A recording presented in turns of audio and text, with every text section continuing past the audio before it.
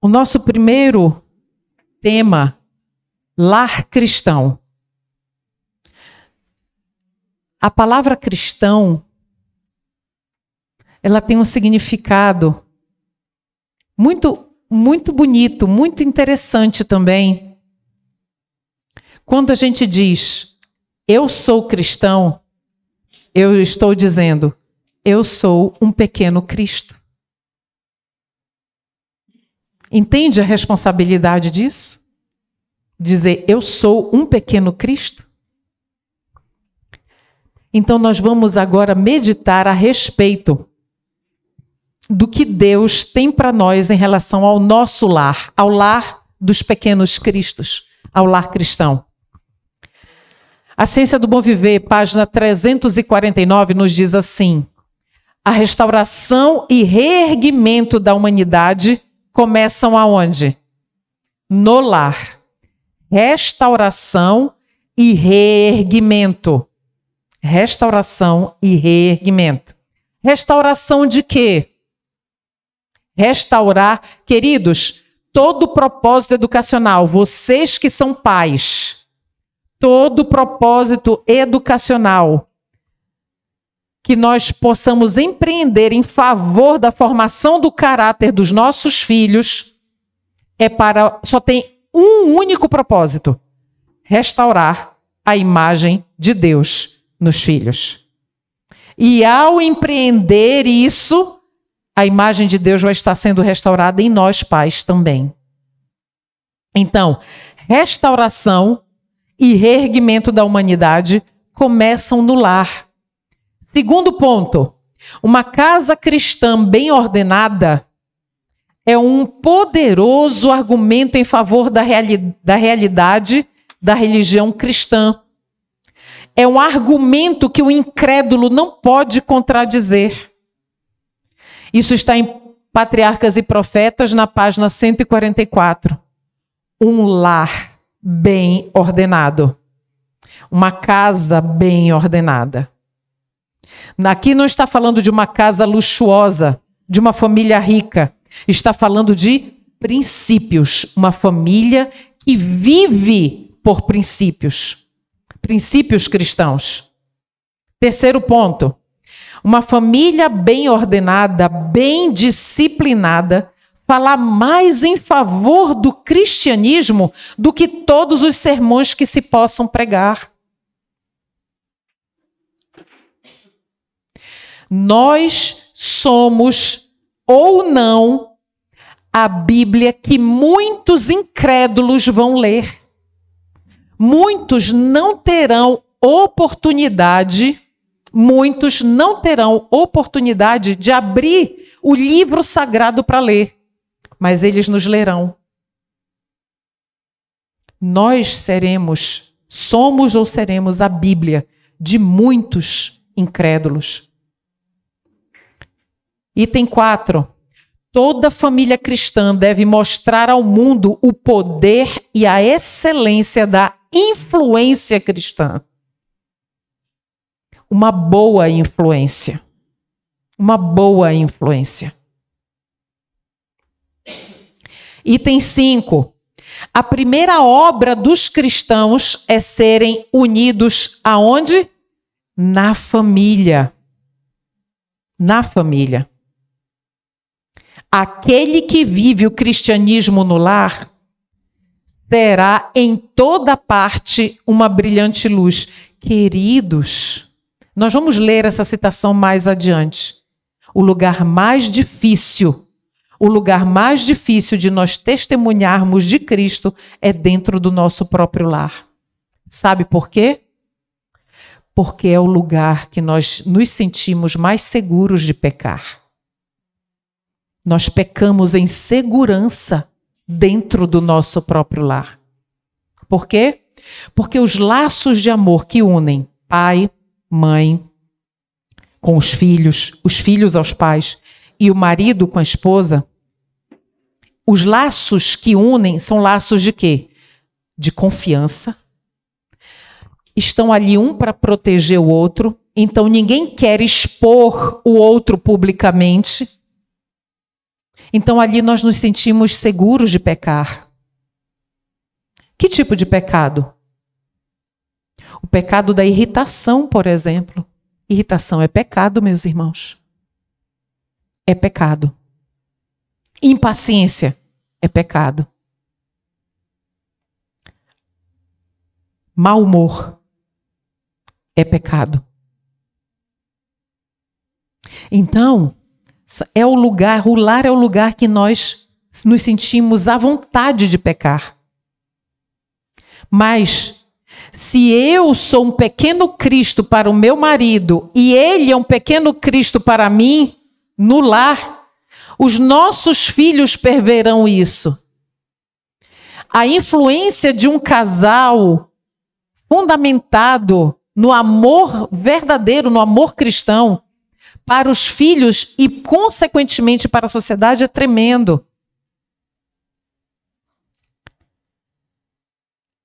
As ondas das dificuldades da vida, das lutas, as ondas dos desafios, as ondas dos embates, as ondas dos princípios quebrados, tudo isso passa. Mas tem algo que fica. Os princípios. Os princípios cristãos, os princípios da verdade, eles não passam. Eles são inamovíveis.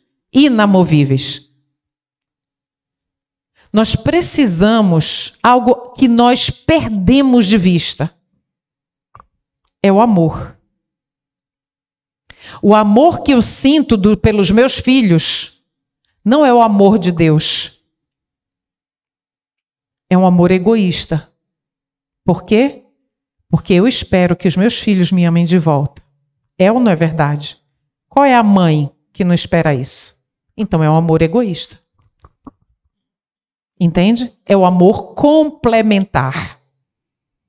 O amor que o marido sente pela mulher e a mulher sente pelo marido também é um amor egoísta. É um amor complementar. Por quê? Porque quer de volta. Mas o amor de Deus não. O amor de Deus é o amor suplementar. Ele não precisa de nada em troca. Ele transborda. Ele suplanta, sabe? Está além dele. Ele irradia amor porque ele é amor.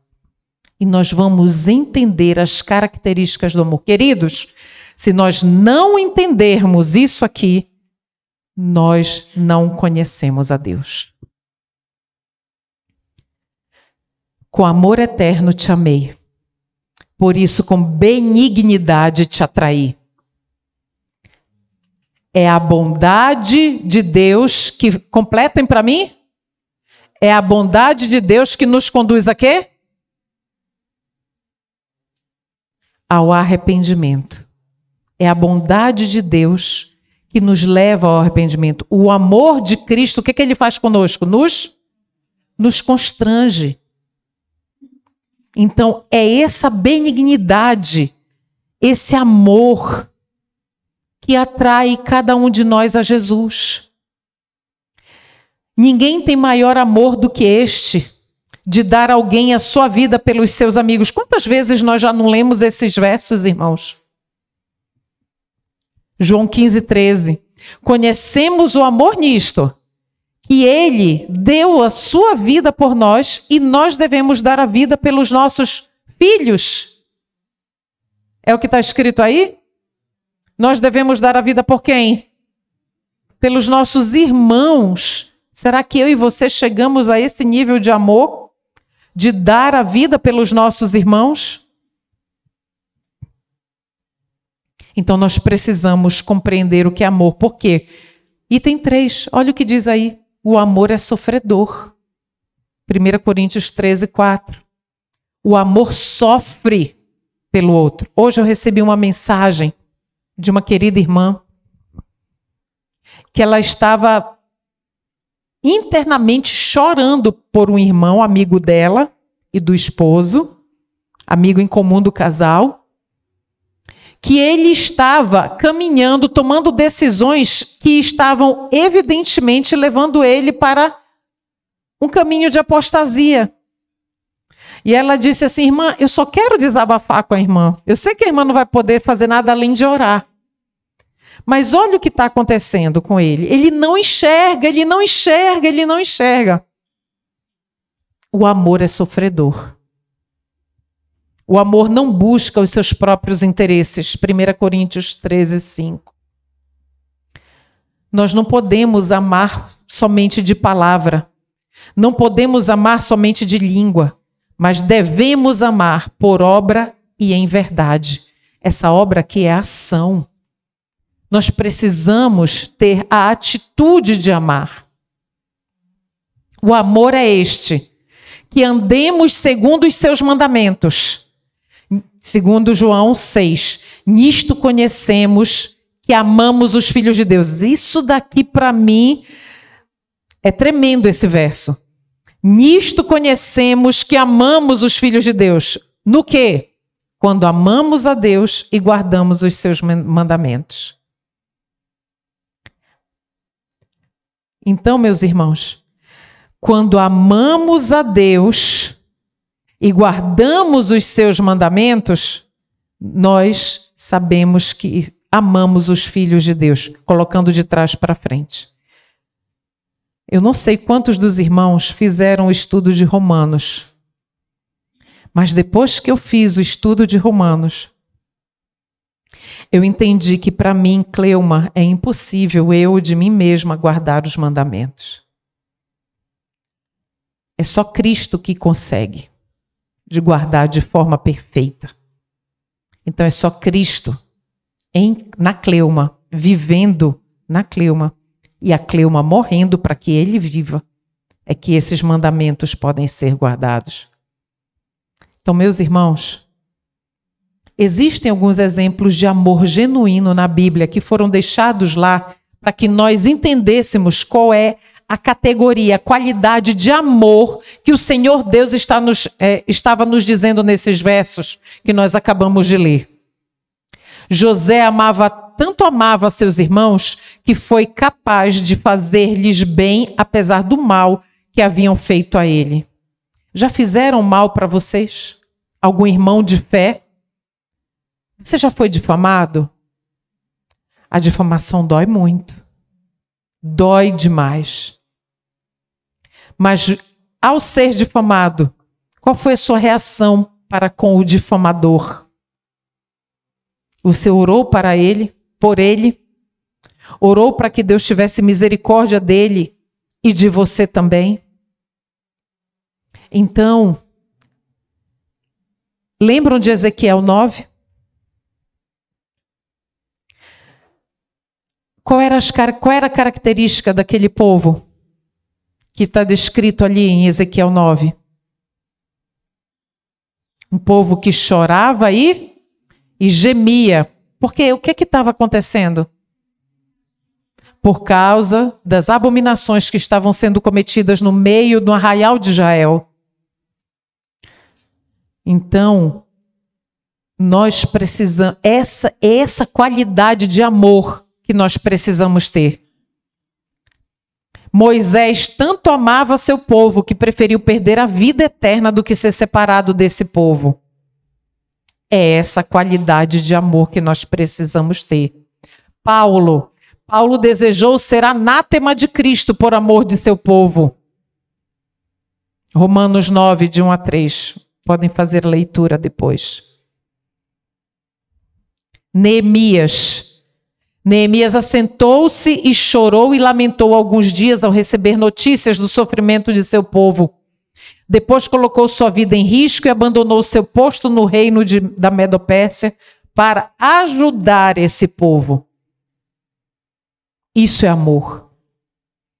O amor de Daniel pelo seu povo levou a se entristecer e jejuar por 3 semanas. Pelo povo. Então, meus irmãos, é essa qualidade de amor que nós precisamos cultivar no nosso lar. Hoje, lamentavelmente, existem muitos casais que eles não sentem mais essa qualidade de amor, o amor, e nós vamos ver a qualidade. Aqui no final tem a citação, qual é a qualidade de amor. O Senhor Deus, na citação do maior discurso de Cristo, é uma citação que é extremamente clara qual é a qualidade de amor que Ele espera que nós tenhamos. Porque Deus amou o mundo, nós conhecemos muito bem, de tal maneira que deu seu Filho unigênito para que todo aquele que creia em Cristo não pereça, mas tenha a vida eterna.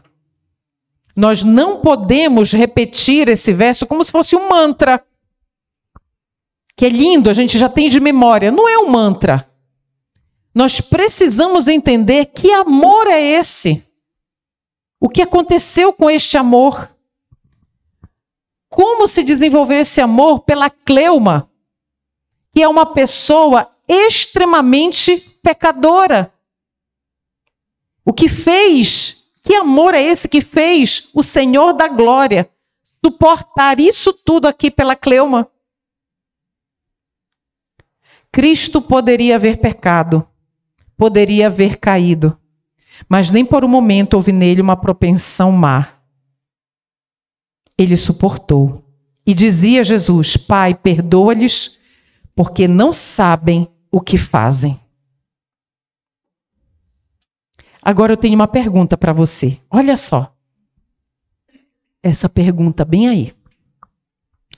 Se você tivesse certeza que não haveria salvação para você, você continuaria fazendo o que tem feito para a sua salvação e para a salvação dos outros? Pense bem nessa pergunta. Então, digamos que a Cleuma, vou falar por mim. Eu já sei, eu tenho convicção, Deus me mostrou que não tem mais salvação e que eu vou morrer no lago de fogo e enxofre. Pronto. Está definido. Eu sabendo disso, que não tem mais jeito para mim. A pergunta é, você também, você continuaria na caminhada de santificação?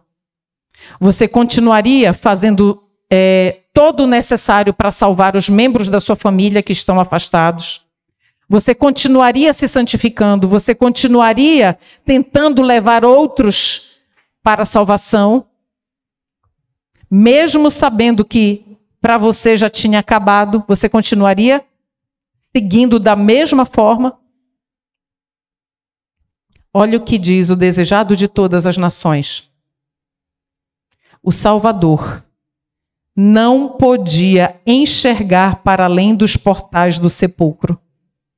A esperança não lhe apresentava sua saída da sepultura como vencedor.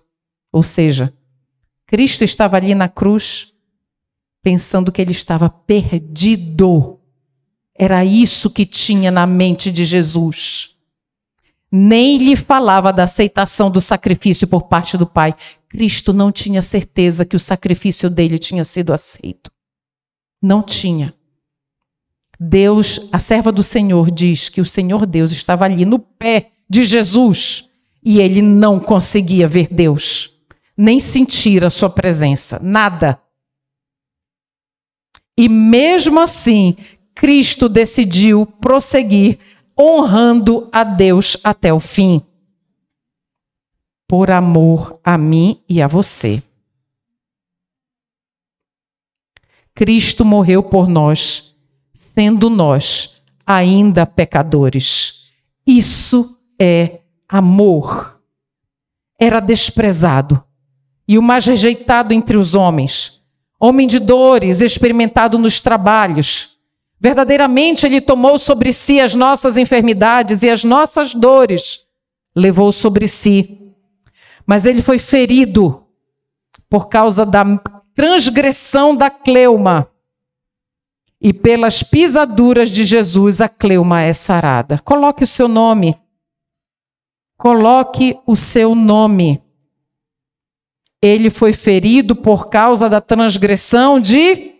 Coloque o seu nome. As nossas transgressões fazem isso com Cristo. E mesmo assim, Ele nos sara por meio das suas pisaduras. Isso é amor. Um novo mandamento vos dou, que vos ameis uns aos outros como eu vos amei a vós. Que vos ameis uns aos outros. Este é o amor. Agora sim, muita atenção. A menos que aceiteis em vossa vida o princípio do amor pronto a se sacrificar, que é o princípio do caráter de Cristo, não podeis conhecer a Deus. Então, se eu e você não tivermos esta qualidade de amor, o amor pronto a se sacrificar, isso é amor, queridos, porque esse é o amor de Cristo. Se nós não tivermos essa qualidade de amor, é impossível conhecer a Deus. Suportando-vos uns aos outros. Suportando-vos uns aos outros. Como é o seu relacionamento familiar em casa? Com que frequência você perde? Se você é casado, casada, com que frequência você perde a paciência com seu esposo, com a sua esposa, com seu filho em casa? Suportando-vos uns aos outros, assim como Cristo vos perdoou, assim fazei vós também. Antes, sede uns para com os outros benignos, misericordiosos, perdoando-vos uns aos outros, como também Deus vos perdoou em Cristo. E o Senhor nos diz que nós devemos ser uns para com os outros, misericordiosos, assim como Deus, nosso Pai, é misericordioso conosco. Meus irmãos, o que falta para nós, como povo, é misericórdia. Nós precisamos ser misericordiosos. É isso que nos falta. O egoísmo tem tomado tanto conta do nosso coração, do coração do povo professo de Deus.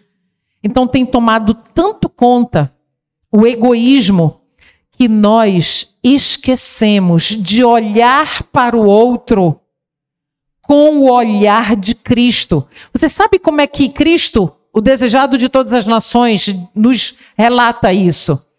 O Senhor Jesus Cristo olhava para cada pessoa como um candidato ao reino dos céus. Era assim que ele olhava. É muito fácil para uma mãe olhar para um filho com um olhar de misericórdia. Mas será que o filho olha para a mãe, ou a filha olha para a mãe com olhar de misericórdia quando ela comete um erro? E quando é com o esposo? E quando é com a esposa? Quando é com o meu irmão de sangue, a minha irmã de sangue dentro de casa? Eu estou tendo para a minha irmã, para o meu irmão, filho do mesmo pai, da mesma mãe, eu estou tendo este olhar de misericórdia para com ele? Ou eu vou e fico discutindo com meu irmão, com a minha irmã, como se fosse cão e gato? Onde está Cristo? Se alguém diz, eu amo a Deus e odeia seu irmão, é mentiroso. Pois quem não ama a seu irmão, a qual viu, como pode amar a Deus a quem não viu? Pense agora naquela pessoa que mais mal fez para você na vida.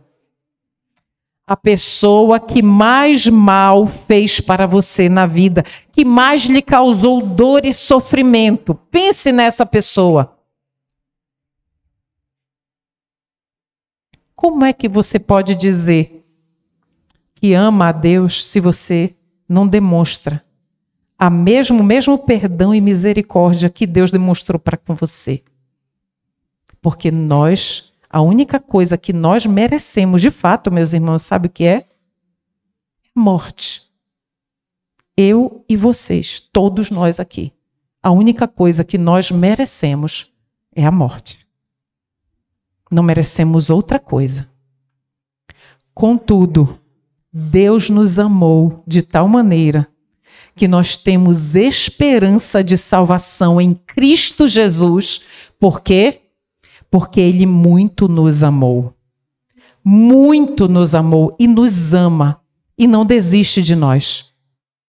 E Ele nos deixou esse exemplo para que nós não desistamos também. E a última geração, que somos nós? O que Deus espera de nós?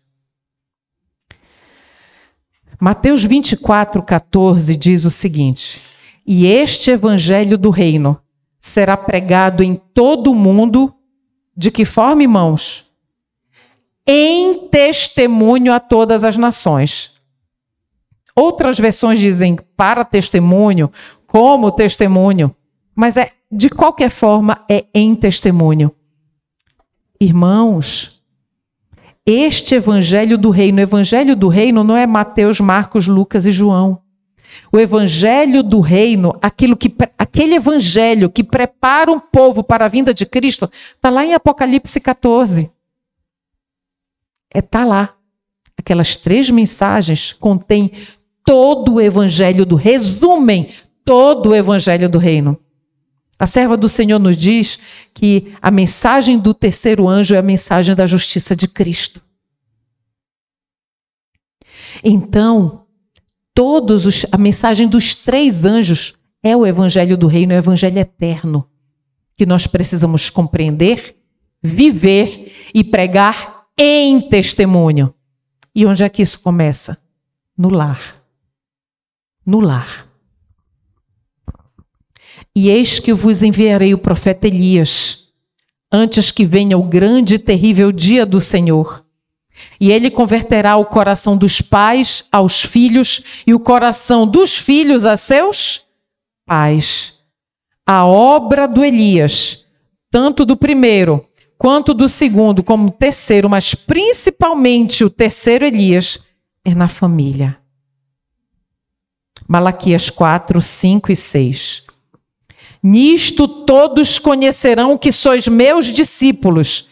Conhecerão que sois discípulos. Qual é a característica dos discípulos de Cristo? Se vos amardes uns aos outros. Os discípulos de Cristo, da última geração, que é a nossa, os discípulos de Cristo não são maledicentes, não falam dos seus irmãos com o intuito de denegri-los, com intuito nenhum, na verdade. Será que Jó não tem razões para temer a Deus? Foi a acusação de Satanás. Será que Jó, em uma outra versão, será que Jó teme a Deus debalde? Ou seja, será que ele não teme a Deus porque ele recebe alguma coisa dele em troca? Mas o anjo do Senhor librador falando de Abraão, libradou desde os céus e disse: Abraão, Abraão. E ele disse: eis-me aqui. Então disse: não estendas a tua mão sobre o moço, falando de Isaque, e não lhe faças nada, porquanto agora sei que temes. Jó temia o Senhor. Abraão temia o Senhor. E ele não negou a Deus o seu único filho, o único filho dele. Meus irmãos, característica da última geração: o temor de Deus, o respeito, a adoração, o amor a Deus. Vamos entender melhor este comentário aqui a respeito dessa situação de Abraão e Isaque.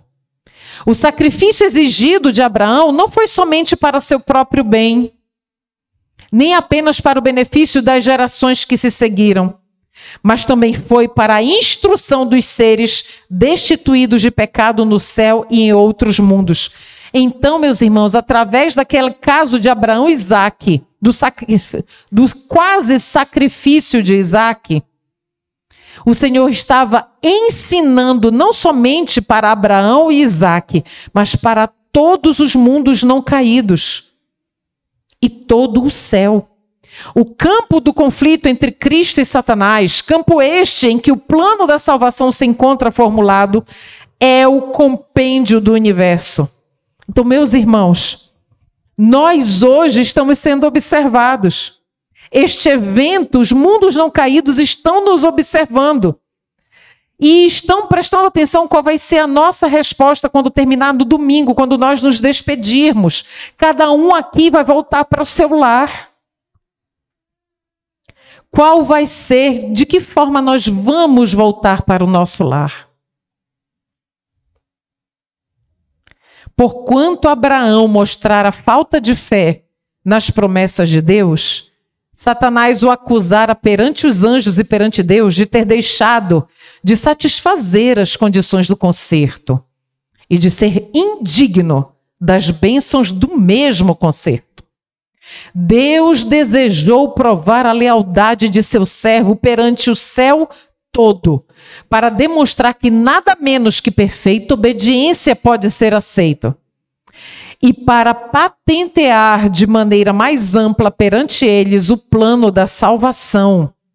Seres celestiais foram testemunhas daquela cena em que a fé de Abraão e a submissão de Isaque foram provadas. A prova foi muito mais severa do que aquela que Adão havia sido submetido ali no Éden. A conformação com a proibição imposta a nossos primeiros pais não envolvia sofrimentos. Você entendeu isso aqui? Quando aquela restrição de toda a árvore do jardim poderás comer, mas da árvore do conhecimento do bem e do mal, dela não comerás, porque no dia em que dela comerdes, certamente morrerás. Envolvia sofrimento isso daí? Nenhum. Eles continuavam tendo um lar maravilhoso e continuavam tendo alimento ali em abundância. Não precisava daquele fruto para saciar a sua fome. Então não envolvia sofrimento. Mas a ordem dada a Abraão exigia o mais angustioso sacrifício. O céu inteiro contemplava com espanto e admiração a estrita obediência de Abraão. O céu todo aplaudiu sua fidelidade. As acusações de Satanás demonstraram-se falsas. Deus declarou a seu servo: agora sei que temes a Deus, a despeito das acusações de Satanás. E não me negaste o teu filho, o teu único filho. O concerto de Deus confirmado a Abraão por um juramento perante os seres de outros mundos testificou que a obediência será recompensada. Meus irmãos, essa obediência, ela precisa ser cultivada em amor nos nossos lares. Em amor. Nisto é perfeito o amor para conosco, para que no dia do juízo tenhamos confiança, porque qual ele é, Cristo, somos nós também neste mundo. 1 João 4,17, a gente já está caminhando para o final. O lugar mais difícil de revelar o amor é o lar. No lar o amor é provado, no lar o caráter é revelado. Quando pessoas amarem desinteressadamente aqueles com quem convivem e têm maior intimidade, olha só, amor desinteressado dentro do nosso lar. Quando nós tivermos este amor desinteressado no lar com aqueles que nós convivemos e temos maior intimidade na face desta terra, então serão capazes de amar o mundo como Deus amou o mundo. E, olha aí a parte em destaque. E quando amarmos o mundo assim como ele o amou, então sua missão por nós estará cumprida. Estamos aptos para o céu, pois o temos quem no coração? Cristo em nosso coração. Tudo começa no lar. E aqui nós fechamos com esta mesma citação. Que amor é esse? No lar, o princípio do amor pronto a se sacrificar. Então, meus irmãos, ao meditarmos sobre o lar cristão, o princípio fundamental que nós precisamos realmente cultivar, compreender e cultivar e viver é o amor no lar. Sem esta qualidade de amor, o amor pronto a se sacrificar, que é a característica do caráter de Jesus, nós não conhecemos a Deus. É impossível. É impossível. Amanhã nós temos mais 3 mensagens, 3 estudos a fazermos. Nós vamos passar pela verdadeira educação, verdadeira e falsa educação. Vamos falar amanhã à tarde sobre sexualidade. Amanhã vamos falar sobre namoro e noivado. Temos vários princípios para refletirmos e meditarmos. Que o Senhor Deus nos ajude. Precisamos estar em espírito de oração. Vamos orar, meus irmãos? Santo Senhor Deus, nós te agradecemos por tantas mensagens, por tantos textos revelados para nós. Senhor, ainda não amamos como o Senhor ama. Ainda não temos a qualidade de amor que é característica do teu caráter, Senhor Jesus. O amor pronto a se sacrificar. Ajuda-nos, ó Pai. Ajuda-nos a sermos representantes do Senhor verdadeiros dentro da nossa casa. E não permitas, Senhor, não permitas que sejamos pedras de tropeço uns para os outros dentro do próprio lar. Estamos aqui desejosos, Pai, de seguir o teu querer e de viver a tua verdade, custe o que custar, porque falta pouco tempo. Ajuda-nos, Senhor. Obrigada por já escutares a nossa oração. E já sabemos que o Senhor está disposto a nos dar poder para vencer. Gratos te somos. Em nome de Jesus. Amém.